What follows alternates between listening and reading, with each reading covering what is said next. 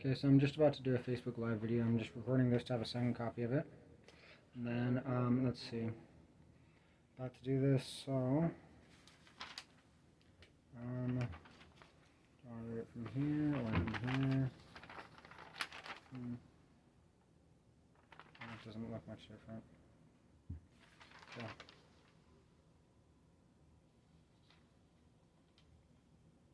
Hi, name's Matthew Jester. I'm making a quick video here. So today's actually my birthday, and my mother posted on my Facebook timeline for my birthday. I believe on a different account that I don't have access to, but regardless, it's nice to hear from my mother. I'm going to go ahead and explain the situation very quickly. So I'm going to be reading this as quickly as possible to try to ensure the video isn't too long. So please ensure to watch my video Hypnosis, Abuse, and Speech Inhibition to have an understanding of the situation. If my mother happens to watch this video, it's extremely important for her or anyone else to watch the video from the beginning to the end in order to understand what's going on. I'm not able to ask anyone to speak to my mother for me, but she can still watch the video and people can still send it to her because I have no responsibility to ensure she doesn't watch the video or to ensure no one else shares the video with her, especially because my mother never requested a restraining order and because it would literally be the ethical and moral thing to do by sharing the video with her so that she can at least understand how I am forced to survive and endure relentless abuse and torture through hypnosis because I am unable to explain a very complicated situation to her and get the help of law enforcement to press charges for abusing me with hypnosis. So, let's see. I'm going to go ahead and get started with reading this.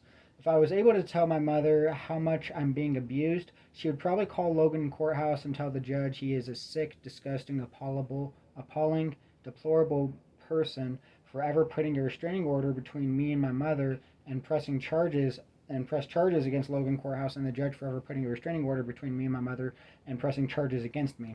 The hypnosis is slowing down my ability to speak and read. Sorry about that. I need the restraining order removed between me and my mother because the restraining order was intended to prevent me from telling my mother about the hypnosis and how much I've been getting abused because they wouldn't have been able to get away with hypnotizing and abusing me if I was able to tell my mother about it, and because they needed to keep my mother from testifying at trial so that they could frame me. And I'm going to ask people to please watch my video until the very end, because I explain in further detail about barrier for mental health. The hypnosis is really inhibiting my ability to read, by the way.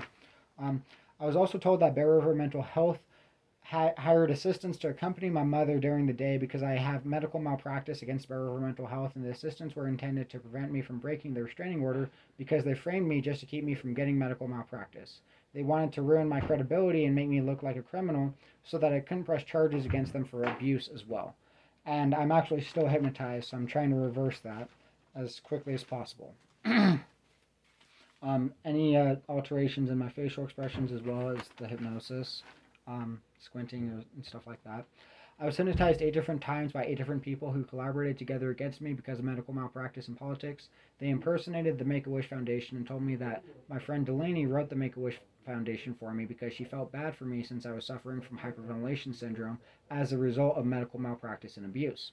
I was told that Donald Trump, who was the president at the time in 2018, responded to the letter and wanted me to make a movie for the Make-A-Wish Foundation about legalizing marijuana federally instead of making a YouTube channel about the media propaganda surrounding marijuana and exposing the war on drugs and the politicians involved for being corrupt by literally abusing and criminalizing medical patients for using marijuana when marijuana has so many different medical uses. With the hyperventilation syndrome, it really emphasized the safety profile of marijuana in comparison to antidepressants because the side effects including suicidal thoughts and ideation caused me to develop PTSD and hyperventilation syndrome. While I've never experienced a negative reaction to marijuana, sorry about that, the strain reading quickly was the hypnosis. While I've never experienced a negative reaction to marijuana, the reason why I was hypnotized was to prevent me from making a YouTube channel long enough so that I could be framed for assault charges I never committed so that I couldn't get medical malpractice and sue the doctors who abused me because then I would look like the criminal. And then, let's see, moving on here. So, saying the Make-A-Wish Foundation wanted to make a movie for me was difficult to believe, although they were able to instill the false belief anyways by bypassing my critical faculty and using a variety of other methods that reinforce the false belief. So the critical faculty is an aspect of consciousness, specifically in hypnosis. So it's responsible for processing information and analyzing information. and accepting or rejecting information as true or false before it's accepted into the unconscious mind. So similar to the similar to short-term memory. Sorry about that.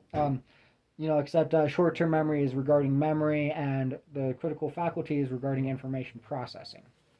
They're both aspects of consciousness, but they're not consciousness in and of itself necessarily. So, um, uh, a, for example, a child that, if you tell a child about the Tooth Fairy, Santa Claus, or Easter Bunny, they're not able to analyze the information or question it very well. So, you know, children are actually known, and this is actually a concept of hypnosis, is, that was taught in my hypnosis course and several other widely known facts in hypnosis. So, that children have underdeveloped critical faculties and they're extremely easy to hypnotize as well. The critical faculty develops around the age of 7.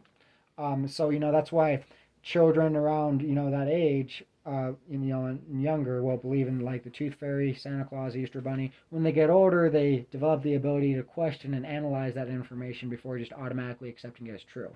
So the critical faculty function and can be more inhibited than that of a small child while in a somnambulistic trance or while in a deep hypnotic trance.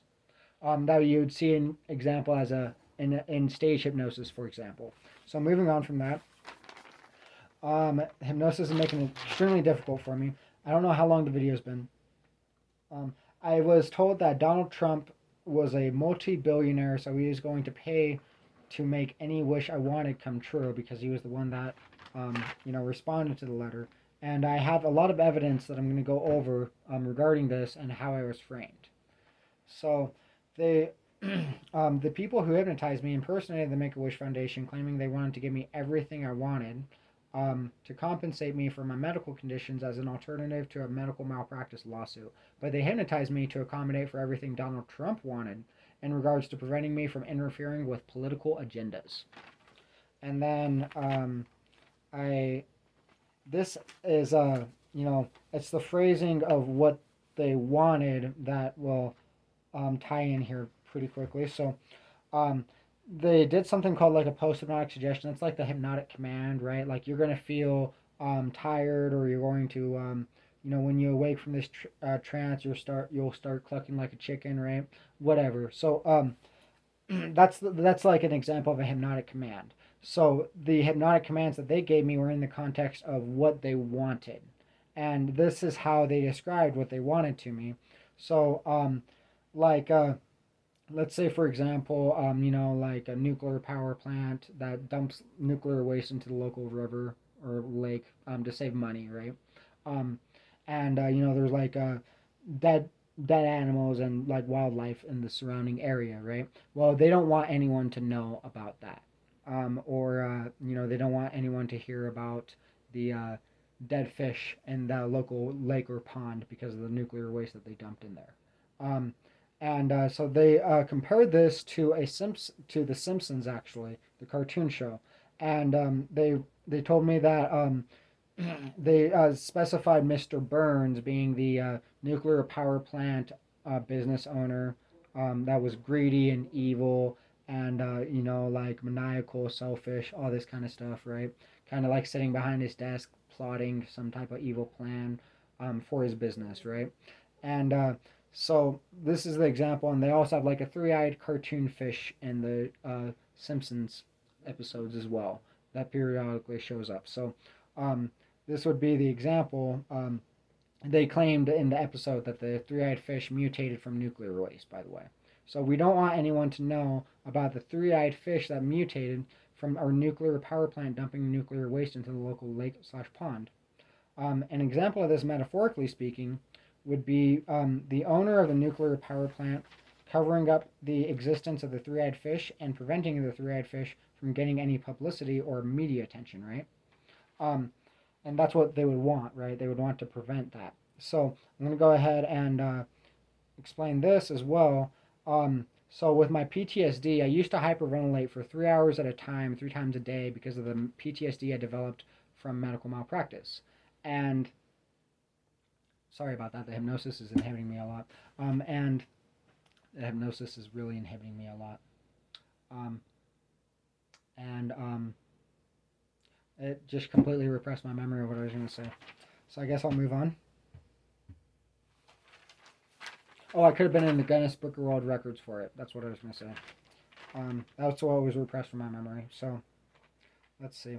So, metaphorically speaking, in this circumstance, I was the fish, and my hyperventilation syndrome I had was the, like, 3-eye mutation.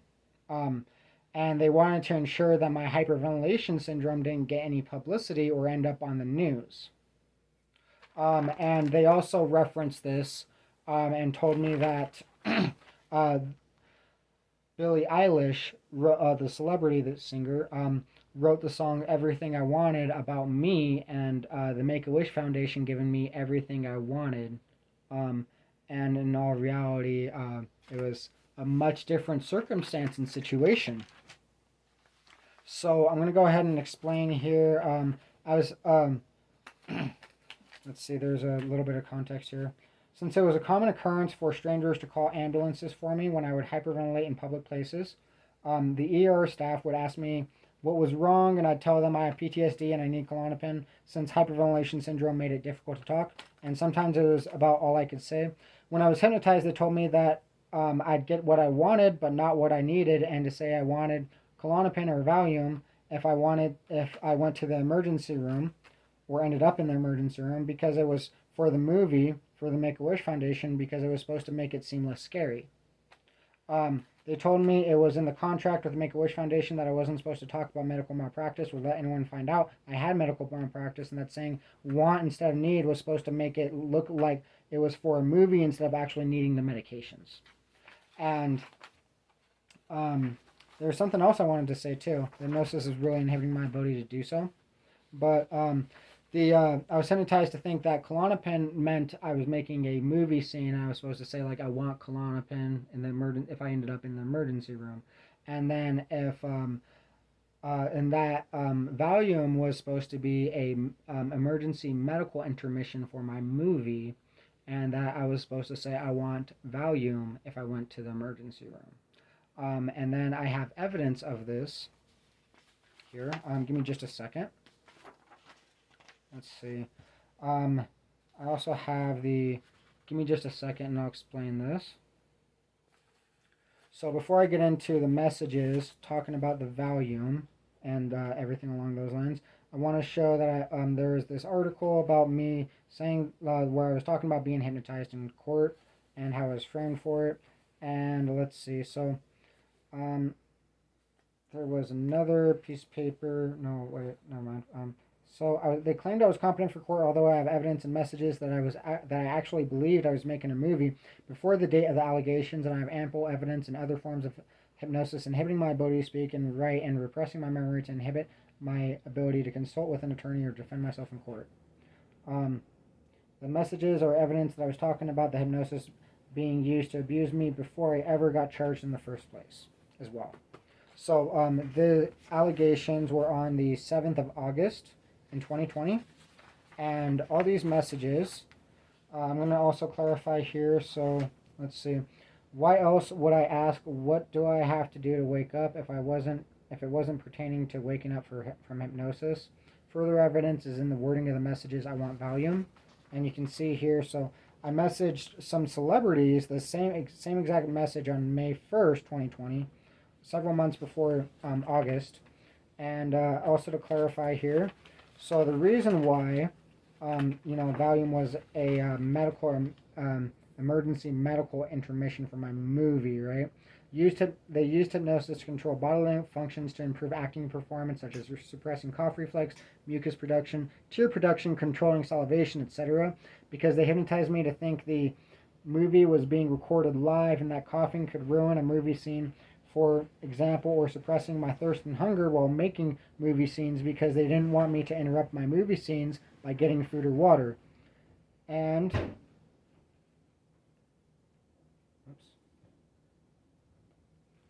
I actually developed a form of organ failure from this, like a loss of bladder function as a result of it. And I have that for the rest of my life now because of it. So I was also told that all these celebrities were involved in the movie production and thought they might be able to help me, which is why I messaged them. And I messaged them actually pertaining specifically to that. So this is G-Eazy.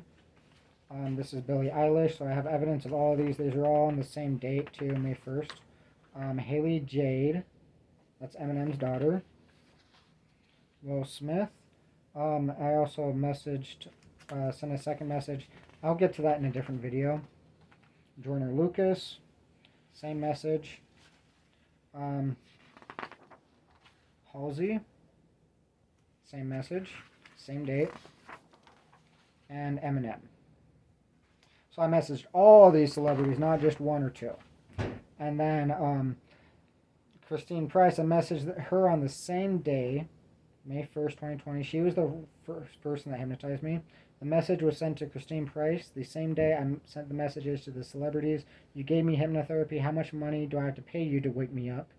I was delirious. I'm in desperate need of medical attention. So obviously, especially since hypnotherapy and wake me up is in the same, message, and the medical attention aspect as well that was referenced in these messages, you have a clear indication of what's going on there. What I'm referencing is hypnosis. So that's what I specified. This is also the same date as the messages to the celebrities. How much money do I have to pay you to wake me up? And then how much money do I have to pay you to wake me up? So these are the same person right here, Christy and Christine Price. Just a different Facebook account. I think this is her first personal Facebook account. And these are some songs that she hypnotized me to listen to as well.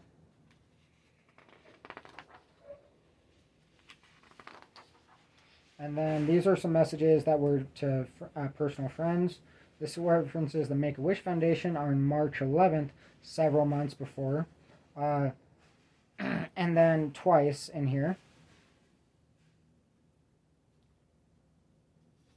And I censored it because it's a little bit confusing, but, I have the hard copy of it as well. Let's see. This one is on July 24th. Reference to hypnosis. Hypnosis is going to be the death of me. Again, about a month before the allegation, a couple weeks actually. And then this one, this was April 16th, 2020. This just referenced that hypnotherapist, Christine Price, abusing me. I feel extremely suicidal. I was trying to explain my flashbacks and symptoms and why I needed Klonopin, and she would just yell, "You don't need Klonopin," at me at the top of her lungs. Pretty abusive, right? Let's see. And especially considering the situation, Klonopin being a tranquilizer medication. July 24th, 2020, hypnosis is going to be the death of me. This was just to a different individual. And then, you can also see that the messages are in a different context, and then, this is a continuation of that. I feel like I got sexually abused from the hypnotherapy. I'm ashamed to be alive, and I feel really traumatized from it. I don't even know exactly how to talk about it right now. That was June 8th, 2020. This one was July 24th, 2020. And then this one is a different conversation. Well, when a therapist hypnotizes a person to hurt themselves, it's something moreover along the lines of severe patient abuse and prison sentencing than a minor malpractice claim, too deliberate and intentionally causing the patient harm in a cruel and unusual form of punishment. And in fact, I was hypnotized to think that if I cut my wrist on the inside, it would be, because, they actually hypnotized me to do this too. It would mean attention. If I cut it on the back of my wrist, it meant state mental hospital. And that's just a form of evidence of that, even further than just the message, right? So, also to prove that a person can be hypnotized, can be abused with hypnosis, there's a news article. I'm going to share the YouTube link of the new ABC News story where you can see this woman getting hypnotized on camera. What happens in the video is, I'll just explain it real quickly. So, there's a lawyer. He tells her that he's walking her through a breathing exercise, snaps his fingers, walks her over to a couch, and then he tells her that her body is a vessel of pleasure. This was on a hidden camera it was all recorded on camera, and then the police walk in and arrest him after he tells her that her body is a vessel of pleasure. And this is Project RAND is a research organization for the U.S. Air Force. They're a nonprofit organization as well. So I mean, they're not necessarily the U.S. Air Force. They don't necessarily reflect the same official views or policies of the United States Air Force. Although they're a research organization that provides information and research articles to the U.S. Air Force. Um, are the common form countries using hypnotic techniques to elicit confessions in public trials? And common form is communist, by the way.